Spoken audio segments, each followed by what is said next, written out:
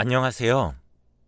저는 올해 38살이 된 여자이고, 오래전에 엄마를 하늘나라로 보내주었어요.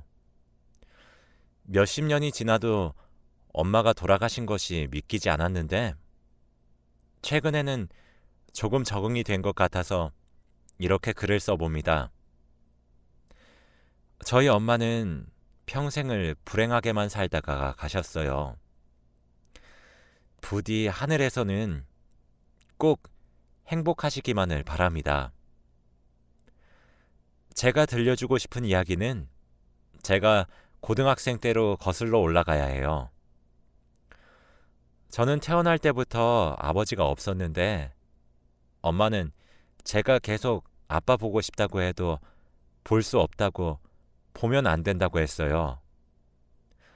아빠를 보는 것을 그렇게 반대하니까 저는 엄마의 직업 탓에 아버지가 누군지도 모른다고 생각했습니다. 그렇게 생각을 할 수밖에 없었던 것이, 저희 엄마는 동네에서 작은 술집을 운영하고 있었거든요. 그 술집이라 하면 정말 간단하게 술을 마시는 곳인데, 저희 동네는 작은 읍내여서 젊은 사람들이 많이 없다 보니 다들 저희 엄마가 술집에서 일한다고 하면 불건전하다고 생각했어요.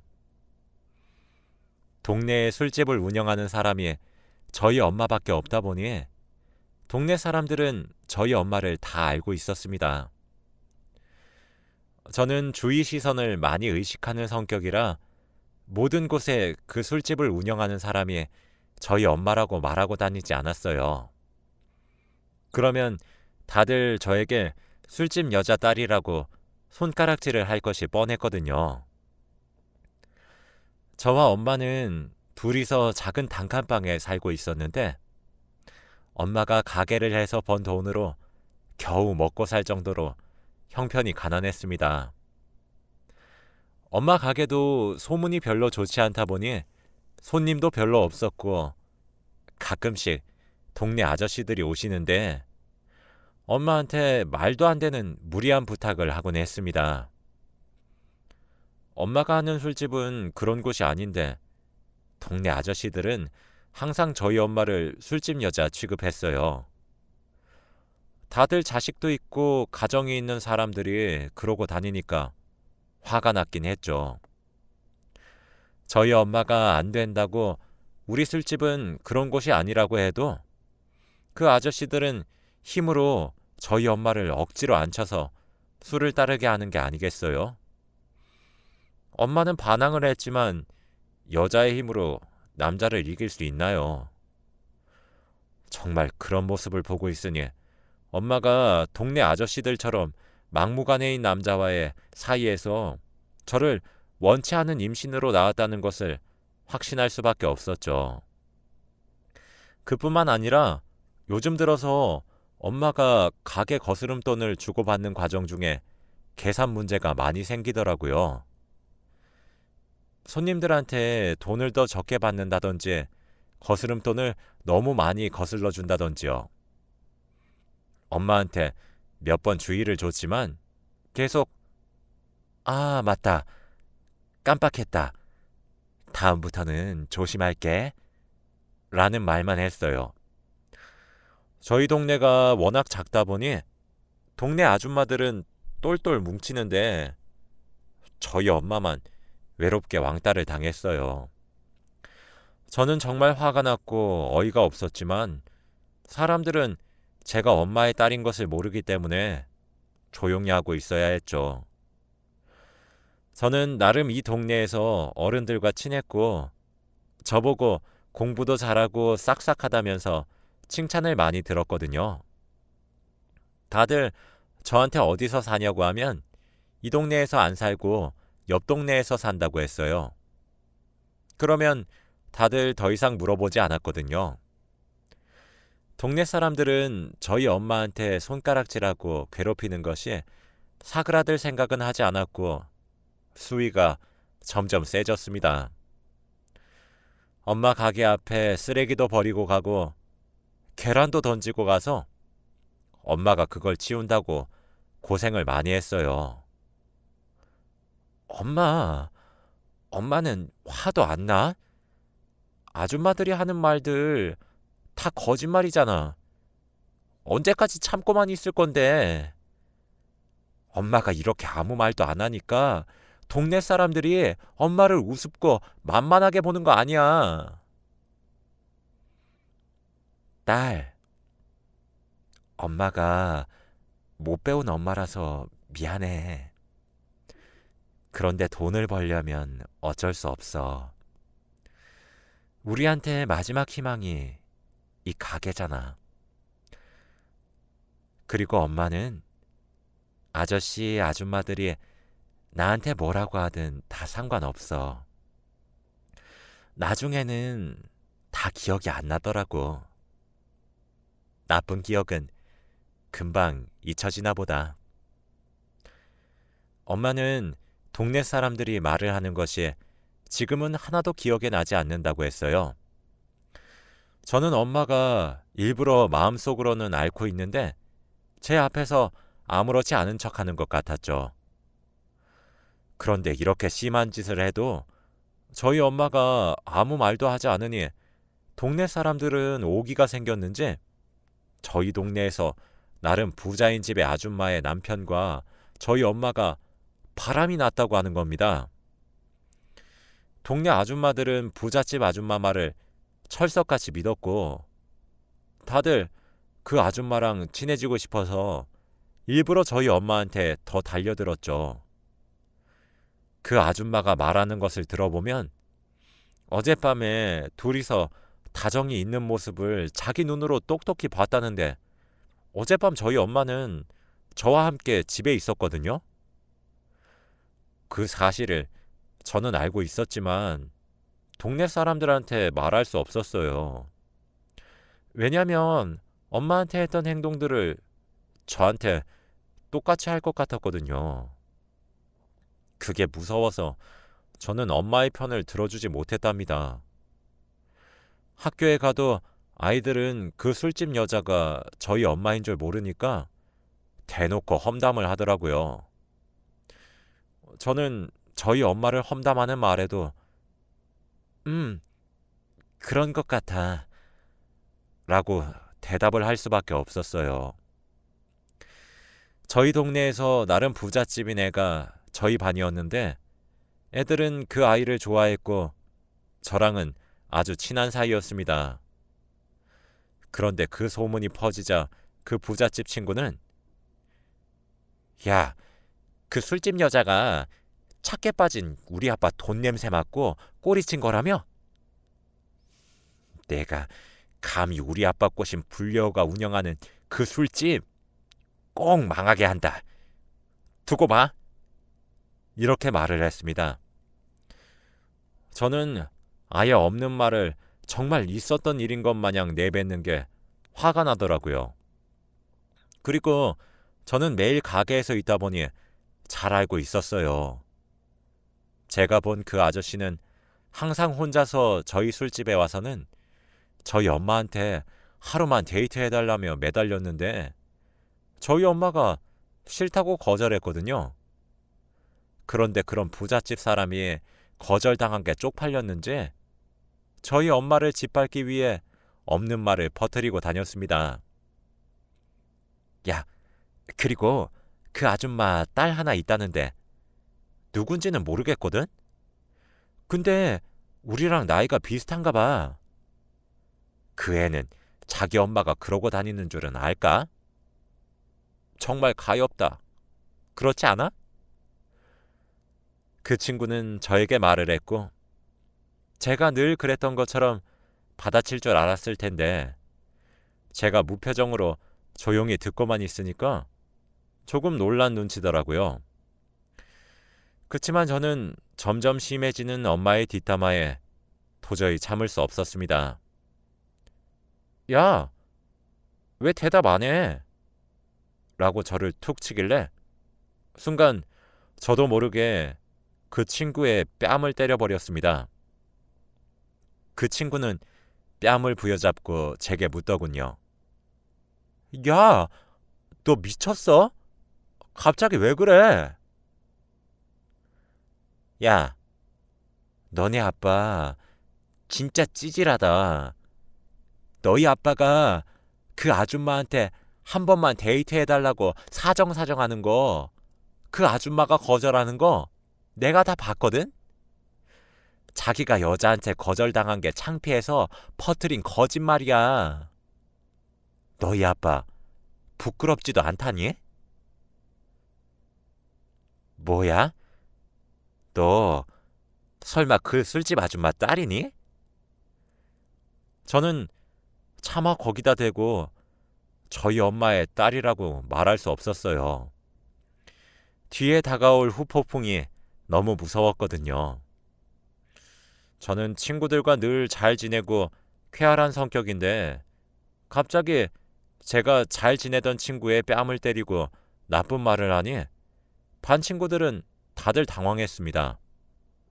그때 담임 선생님께서 반으로 들어오셔서 저희는 교무실로 끌려갔죠. 저희 둘은 아무 말도 하지 않았고 몇 분 뒤 그 친구의 어머니가 교무실로 들어오셨습니다. 그분은 교무실 문을 열자마자 소리를 지르셨어요. 누가 우리 딸 때렸어? 누구야? 내가 절대 가만 안 둘 거야. 자기 딸의 얼굴이 빨갛게 부어오른 모습을 보고는 옆에 앉아있는 절 쏘아보았습니다. 네가 우리 딸 얼굴 이렇게 만들었니? 도대체 네가 어떤 집안 딸이길래 우리 집 공주를 이 모양 이 꼴로 만들어? 네 엄마 오면 두고 봐. 저는 엄마가 제발 학교로 나타나지 않았으면 좋겠다고 생각했어요. 하필 그 친구 아빠가 저희 엄마랑 이상한 소문이 퍼졌으니까요. 그런데 몇 분 뒤에 저희 엄마는 친구의 엄마와는 사뭇 다르게 교무실 문을 살살 열었고 옷도 거지처럼 다 해지고 낡은 옷을 입고 조심스럽게 들어오셨습니다. 저는 일부러 엄마를 못 본 척했지만 엄마는 제 옆으로 오더라고요. 교무실에 있는 사람들은 제가 그 사람의 딸인 것을 알고 많이 놀란 눈치였고 그 친구의 엄마는 뭐야, 네 딸이 우리 딸 때린 거니? 라며 저희 모녀 사이를 비웃었어요. 너희 내가 똑똑히 갚아줄 거야 라고 했고 엄마는 계속 죄송합니다. 죄송합니다. 다신 안 그럴게요. 정말 죄송합니다. 라며 허리를 90도로 접어 그 부잣집 아줌마와 제 친구에게 사과를 했어요. 그 친구가 먼저 저희 엄마 욕을 심하게 했는데 그것도 모르면서 사과부터 하는 엄마가 너무 짜증났어요. 미안해. 그럼 꿇어. 그 아줌마는 미안하면 자기 앞에서 무릎을 꿇으라고 했고 저희 엄마는 네? 라고 당황하며 대답했죠. 우리 남편한테 꼬리친 것도 모자라서 우리 딸 뺨까지 맞았는데 내가 이 정도는 하라고 할 수 있지 않나? 저기... 제가 진실을 말하려고 할 때 엄마는 그 아줌마 앞에서 무릎을 꿇어버렸습니다. 저는 자존심도 없는 엄마가 너무 속상했고 그때 엄마는 눈물을 조금 흘리고 있는 것 같았죠. 교무실 분위기도 굉장히 숙연해졌는데 아줌마는 그게 웃겼는지 저희 엄마가 무릎을 꿇고 울고 있는 것을 휴대폰으로 사진을 찍고 있더라고요. 다른 사람이면 모를까. 저희 동네에서 부잣집 아줌마니까 그만하라고 말리는 사람은 아무도 없었습니다. 화가 정말 치밀어 올랐고 당장 그 아줌마를 죽여버리고 싶었습니다. 사실대로 말하고 싶었는데 아줌마는 사진을 다 찍고 할 일 끝났다면서 친구를 데리고 교무실을 빠져나갔어요. 선생님도 저에게 오늘은 조퇴를 하라고 하셨고 엄마와 같이 아무 말도 하지 않은 채 집으로 돌아가고 있었습니다. 그런데 엄마가 얼마 지나지 않아 딸, 우리 붕어빵 먹을까? 라며 웃으면서 말을 하는 거 있죠. 엄마, 엄마는 속도 없어? 방금 그런 수치스러운 일을 당해도 느껴지는 게 고작 붕어빵이야? 응? 무슨 일? 엄마가 모른 척을 하는 게 너무 화가 났지만 엄마는 아무 생각이 없어 보였고 그런 사람 앞에다 대고 화를 내도 아무 의미 없을 것 같아서 더 이상 말을 하지 않았답니다. 엄마가 이렇게 혼자서 상처를 치유했다면 그걸로 됐다고 생각했죠. 다음날 학교로 가니 친했던 반 친구들이 저를 멀리하는 게 느껴졌고 저도 친구들에게 다가가지 않았어요. 그런데 그날 선생님께서 얘들아, 곧 수학여행인 거 알지? 내일까지 경비 꼭 가져와라 라고 말을 하셨습니다. 수학여행은 단 한 번도 가본 적 없는 제주도로 정해졌죠. 저는 친구는 없었지만 수학여행을 가서 친구들과 다시 돈독해지고 싶은 마음에 무조건 수학여행을 가리라고 다짐했죠. 집으로 갔는데 엄마가 그날따라 일을 나가지 않더라고요. 계속 하루 종일 집에서 잠만 자고 누워만 계셨습니다. 힘들어서 조금 쉬나 보다 생각했어요. 엄마, 나 내일 수학여행 경비 내야 한대. 돈 좀 주라. 얼만데? 10만 원. 그 당시에 10만 원은 정말 큰 돈이었고 무엇보다 저희처럼 가정 형편이 좋지 않은 사람에게는 거액의 돈이었습니다. 돈 없는데? 엄마, 딸한테 이건 해줄 수 있지 않아? 그리고 돈이 없으면 나가서 일을 해야지. 지금 누워서 뭐 하고 있는 거야? 엄마가 오늘은 너무 힘이 들어서 며칠만 좀 쉬려고. 며칠? 며칠이 우리한테 타격이 얼마나 큰데. 그냥 늘 하던 대로 밖에서 일하고 오면 팁 많이 받잖아. 그냥 그거라도 들고 와. 저는 그때까지만 해도 부모가 자식 수학여행 보내주는 건 당연한 부모의 도리라고 생각했었거든요. 엄마는 이불 밑에서 주섬주섬 통장을 하나 꺼냈고 저에게 주었어요. 이거 우리 전 재산이야. 딱 20만 원만 꺼내서 도로 나한테 줘야 돼. 저는 통장을 열어보니 돈이 어느 정도 있었고 뭐야, 돈 있으면서 없는 척은? 이라고 한 뒤 은행에 가서 20만 원만 뽑았어요.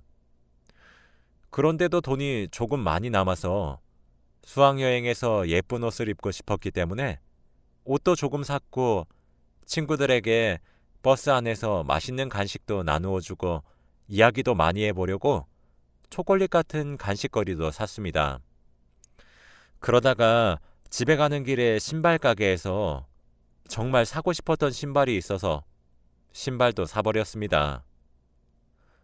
엄마도 내가 예쁘게 꾸민 모습을 보면 좋아하실 거야 라고 생각했죠. 그런데 집으로 가니까 엄마가 통장을 달라고 말을 안 하더라고요. 엄마, 나 왔어. 그래? 어디 갔다 왔니? 어디 갔다 오긴 수학여행비 뽑으러 은행 갔다 왔지. 무슨 돈으로? 엄마가 줬잖아. 자, 여기 통장. 저는 엄마가 제가 쓴 돈을 보고 많이 화를 내실 줄 알았는데 까먹었는지 통장을 열어보지 않더라고요. 그래서 저는 다행이라고 생각했습니다. 다음날 저는 수학여행 경비를 내고 새로운 신발을 신고 학교를 가니 친구들이 이 신발 어디서 샀어? 라며 저에게 먼저 말을 걸어 주었습니다. 그 신발은 워낙 비싸고 그 당시에 정말 유명했던 거라서 가지고 싶어 하는 친구들이 많았죠. 저를 아직까지 술집 여자 딸이라고 욕하는 친구들이 많았지만 몇몇 친구들은 그런 거 상관없다며 저에게 다가와 주었어요. 다행히 저는 그 친구들과 친해졌고 수학여행을 가기만을 기다렸죠. 그렇게 수학여행을 떠나는 당일이 되었습니다. 엄마는 그때까지 계속 일도 나가지 않고 하루 종일 집에서 누워 잠만 잤습니다. 저는 드디어 술집을 그만두고 다른 평범한 일을 하나 싶었죠. 그래서 엄마가 하루 종일 잠만 자도록 내버려 두었답니다. 저는 오로지 수학여행 생각뿐이었기 때문에 엄마에게 관심이 없었거든요. 그렇게 엄마 통장에서 몰래 수학여행 가서 쓸 용돈을 빼니까 통장에 돈이 조금 부족한 거 있죠? 아무튼 저는 엄마가 다시 벌어놓을 것이라고 생각하고 수학여행에 가서 열심히 놀고 엄마에게 연락 한번 하지 않았답니다. 그렇게 3일 정도 제주도에서 행복하게 놀고 집으로 돌아왔는데 엄마는 제가 3일 전에 집을 떠났을 때랑 똑같은 포즈로 누워 있었어요. 엄마, 나왔어. 라고 말을 해도 대답이 없었습니다. 저는 엄마가 또 자는 줄 알았고, 그래서 엄마를 깨우지 않은 채 짐 정리를 한 뒤 씻고 앉아 있는데, 이제 해도 점점 져가고 저녁밥이 먹고 싶었습니다. 얼른 제주도에서 있었던 일들을 엄마한테 말하고 싶었는데, 엄마는 몇 시간 동안 똑같은 자세로 잠만 자더라고요. 그래서 보다 못한 저는 엄마를 흔들면서 깨웠어요. 그런데 엄마의 몸은 정말 차가웠답니다. 너무 얼음장 같았고 저는 설마 하고 엄마의 콧구멍에 손을 대보니 엄마는 숨을 쉬지 않더라고요. 저는 믿기지 않았고 슬퍼할 틈도 없이 엄마 옆에 놓여진 편지 한 통을 발견했어요. 딸, 엄마야. 수학여행 잘 갔지? 아마 갔다 오면 엄마가 이미 이 세상을 떠나고 없을 거야. 얼마 전에 안 사실인데 엄마가 요즘 깜빡깜빡하고 건망증이 너무 심해서 병원에 가서 진료를 받아보니 치매 초기라고 하더라고. 우리 딸이 엄마가 거스름돈도 이상하게 계산하고 아줌마들이 엄마 괴롭혀도 왜 아무 말도 안 하냐고 했을 때 엄마는 정말 기억이 나지 않았어.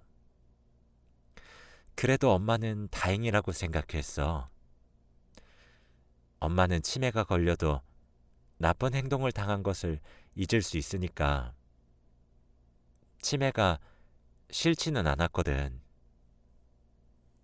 그런데 정말 딱 하나가 싫은 게 있었어. 그건 바로 사랑하는 사람의 얼굴을 기억하지 못한다는 거야. 엄마는 우리 딸의 얼굴을 알아보지 못하면 정말 슬플 것 같았단다. 그리고 야속하게도 엄마가 살 날이 얼마 남지 않았다고 하더라. 하늘나라에 가서 아빠랑 같이 알콩달콩 살고 있을게. 딸이 아빠 보고 싶다고 했을 때 엄마가 말린 건 아빠가 아파서 먼저 하늘나라로 갔거든.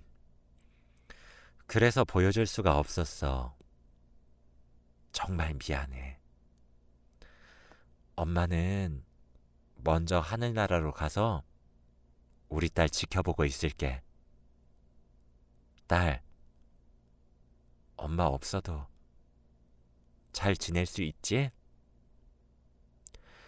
그리고 이불 밑에 있는 통장, 우리 전 재산이야. 그걸로 행복하게 살아.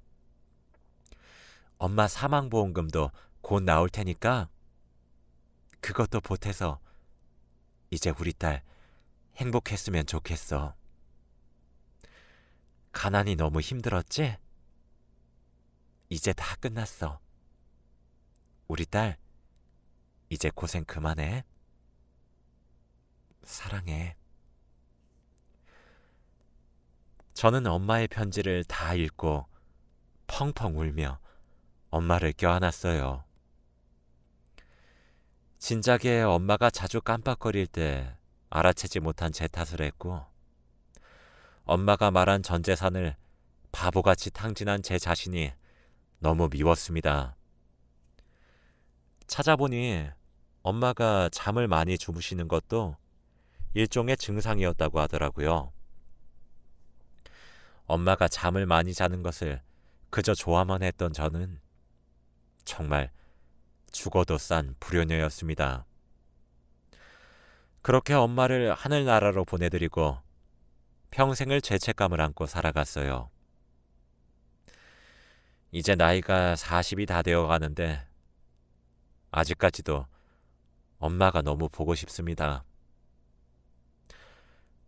제 이야기는 여기까지입니다. 들어주셔서 감사합니다.